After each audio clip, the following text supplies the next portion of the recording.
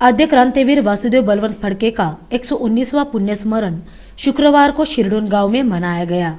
पुण्य स्मरण के उपलक्ष्य में क्रांति ज्योत निकाली गई। इस अवसर पर जेडपी सदस्य राम भुईर, पंचायत समिति के पूर्व उपसभापति सुभाष पाटिल, सरपंच साधना वाजेकर, पंचायत समिति के उपसभापति देवीदास पाटिल, विविध कार्यकारी सहकारी सोसायटी के चेयरमैन विश्वनाथ पाटिल, पूर्व सरपंच कांचन मुकादम, माधव जोग, स्मारक समिति के अध्यक्ष भरत भुईर आदि गणमान्यों सहित विद्यार्थी एवं ग्रामवासी बड़ी संख्या में उपस्थित थे। इस अवसर पर माधव जोग ने उपस्थित विद्यार्थियों को आद्य क्रांतिवीर वासुदेव बलवंत फड़के के जीवन के बारे में जानकारी दी। नोकरी करत असताना त्यांची आई शिरडोनला आजारी पडली। आई आजारी पडला, त्यांना पत्र केलं की तुमची आई आजारी, तुम्ही आईला भेटण्यासाठी या। वासुदेव बलवंत फड़के यांनी प्रचार केला की मला आईला भेटण्यासाठी जायचं आहे, परंतु त्या आईला त्यांना भेटून दिलं नाही आणि त्याचा राग त्यांनी वासुदेव बलवंत फड़के यांनी आईला भेटायला शिरडोनकडे परवानगी मागितली।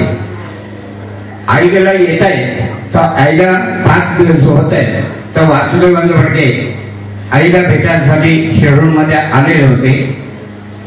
त्याने आईला जाताना भेट दिली नाही आणि आईची भेट झाली नाही। त्यामुळे त्या वासुदेवाने इंग्रजांच्या सत्तेपुढे माझ्या आईला मला भेटता येत नाही, तेव्हा आता मला इंग्रजांच्या विरोधामध्ये बंड करणं गरजेचं आहे। वासुदेव बलवंत फड़के यांनी पुढे बंड पुकारलं आणि बंड करत असताना वासुदेव बलवंत फड़के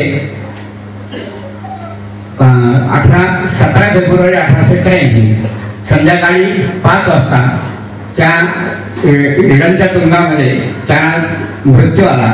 आणि अशा या थोर नेत्याला माझे शतशः प्रणाम। आणि वासुदेव बलवंत फड़के यांचं गीत चालू केलेलं आहे ते म्हणजे वंदे मातरम।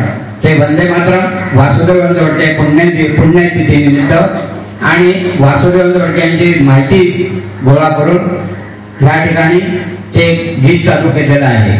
इस दौरान पूरे गांव में क्रांति ज्योत निकाली गई, जिसका हर ग्रामवासियों द्वारा स्वागत किया गया।